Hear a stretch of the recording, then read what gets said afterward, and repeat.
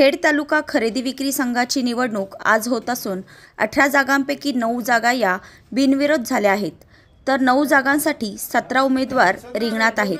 मतदारांनी सकाळपासूनच रांगा लावून मतदानाचा हक्क बजावला। माजी आमदार दिलीप मोहिते पाटील यांनीही आपला मतदानाचा हक्क बजावला। तर यावेळी निवडणूक बिनविरोध झाली नाही। इथून मागे निवडणूक होईपर्यंत विरोधक सरळ वागायचे आणि निवडणूक झाली की फणा काढायचे काम आत्तापर्यंत केले असल्याची टीका माजी आमदार दिलीप मोहिते पाटील यांनी विरोधकांवर केली आहे। निवडणुकीतून मराठवाडा बिनविरोध झाली, मात्र यावेळेस निवडणूक लागली, काय सांगा? यापूर्वी सातत्यानं ते सांगायचे खरेदी विक्री संघ अडचणीत आहे, फार काही मोठी संस्था नाही, तालुक्याच्या दृष्टीने आपणही निर्णय घ्यायचा की नको निवडणूक होईपर्यंत ते फार सरळ वागायचे। मी त्यातला नाहीच, अशा पद्धतीने त्यांची वागणूक असायची आणि निवडणूक झाली की फणा काढायचं काम त्यांनी कायम आत्तापर्यंत केलेलं आहे। ह्या खरेदी विक्री संघाचे जे बॉयलर्स तयार केले, जी घटना तयार केली ती त्यांना पूरक अशा पद्धतीची घटना केलेली आहे। म्हणजे वैयक्तिक याच्यामधनं 3 लोक ठेवलेले आहेत। मग ते वैयक्तिक जे सभासद आहेत त्यांनी महिलांना मतदान करायचं, ओबीसीला मतदान करायचं, भटक्या विमुक्तीला करायचं आणि मग सातत्यानं 8-9 लोक त्याच्यामध्ये निवडून यायचे आणि मग सहज मेजॉरिटी व्हायची आणि त्याच्याबरोबर त्यांनी खरेदी विक्री संघ आत्तापर्यंत राखण्याचं काम केलं।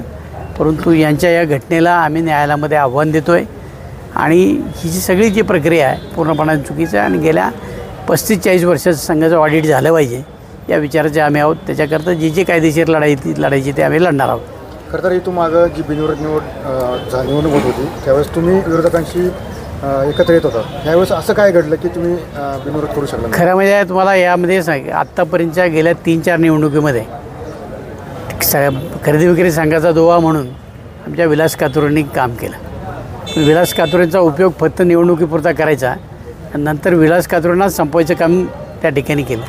आत्तासुद्धा अशाच पद्धतीनं त्यांनी तो फंडा वापरला।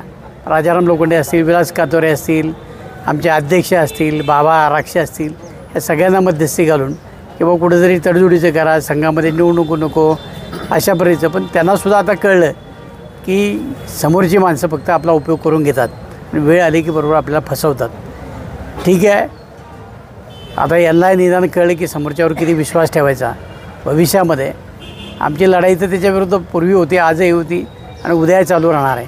मी कधीही त्यांच्याबरोबर कुठल्याही तडजोडीला आत्तापर्यंत गेलो नाही, जाणार बी नाही।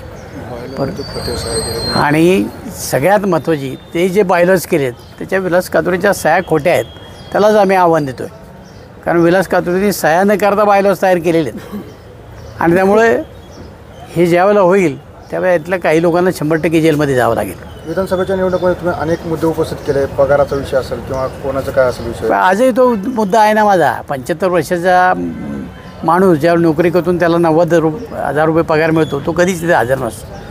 65-70 वर्षाचा माणूस त्याचा सहसचिव राहतो, त्याचाही काही संबंध नाही, त्यालाही आज 60-70 हजार रुपये पगार आहे। हा संघ केवळ त्यांच्या पगाराकरता आला आहे, लोकांच्या भल्याकरता इथं काहीच मिळत नाही, काहीच चाललेलं नाही। आताच्या निकालात काय तुमची अपेक्षा आहे? असं आहे, तुम्हाला निकालात आमच्या काही सहकाऱ्यांनी त्याच्यामध्ये निवडणुकीला सामोरं जायचा विचार केला। शेवटी असं आहे, माझे सहकारी माझ्याकरता जीवाचं रान करतात, त्यांच्याकरता मलाही त्यांच्याबरोबर जावं लागलं। परंतु ज्या वेळेला वैयक्तिक सभासदांमधनं 3 जागा जर ठेवल्या तर निकाल स्पष्ट आहे। परंतु त्यालासुद्धा कसं सामोरं जायचं आम्ही आमच्या पद्धतीने जाऊ। त्या 3 जागांमध्ये तुमचे समर्थकसुद्धा आहेत ना? नाही, आता म्हणून तर भविष्यामध्ये काय करायचं ते आम्ही ठरवणार। तुमची मेजॉरिटी किंवा तुमचे समर्थक आले तर तुम्ही कोर्टात जाणार नाही?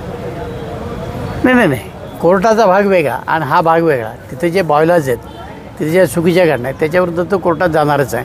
कारण अशा प्रकारचे बॉयलर्स महाराष्ट्रामध्ये कुठेही नाहीत, असे बॉयलर्स यांनी बनवले।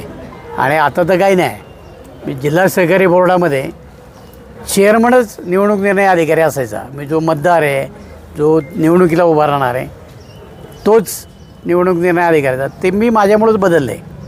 तिथेही येणे अधिकाराची 50 वर्ष गाजवलं ते अशाच पद्धतीने की स्वतःच्या हिताचे सगळे बॉयलर्स तयार करून घ्यायचे आणि ती संस्था ताब्यामध्ये ठेवायची।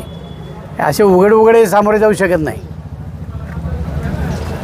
नवीन रूप दिलं काही आम्हाला त्याच्यात बंद नसल्यामुळे आम्ही तिथं काही करू शकलो नाही. बंद नाही हा. आम्ही तर मान्य बंद करतो. करतो. हात बांधलेले. आम्ही म्हणलो असतो, आपण बोललो असतो त्यांनी आपल्याला चुकीचं काय सांगतो ना बरोबर आहे. मग उमदळा दे त्याला काय करणार?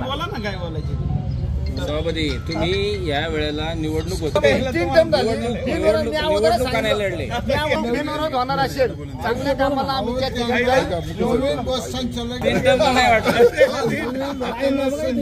तर आता काय काय केला राडा तुम्ही आता.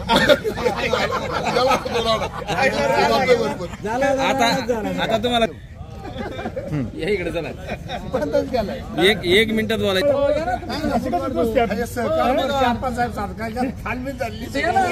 ऐका संस्थेत तिथं सगळंच करायला मिळाले. मी सचिवच होतो, त्याच्यामुळे 40 वर्ष ते सगळं केले आणि ती संस्था सुद्धा मी इतकी चांगली चालवली की 5 वर्ष चेअरमन असताना 15% डिव्हिडंड दिलं सभासदांना आणि अत्युच्च शिखरावरची संस्था तालुक्यामध्ये निवडून आणि तशाच पद्धतीचे प्रयत्न इकडे गेल्यानंतर आपण करणार आहोत.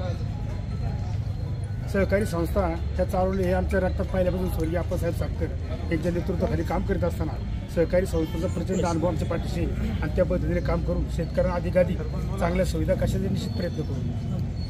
सहकारातली संस्था आहे, पण सहकारातल्या संस्था इकडं तिकडं असे करत करत सहकारामध्ये अनेक पदं तुम्ही एकच व्यक्ती घेता, त्याच्याबद्दल काय म्हणाल? तर ते येतात नशिबाने, काय लोकांचे हे असते प्रेम असतं लोकांचं. कारण शेवटी पदं घेत असताना लोकांचं प्रेम महत्वाचं आहे आणि त्या प्रेमातूनच पदं मिळतात ना. तुमची क्षमता आहे असं म्हणा की म्हणून तुम्हाला पदं क्षमता आहे म्हणून तर लोक देतात ना. असं आहे ना. अध्यक्षांनी काय म्हटलं त्याच्यावर विचारा ना त्यांना. त्यांचा विषय नाही तो. ते पहिल्यांदा गेले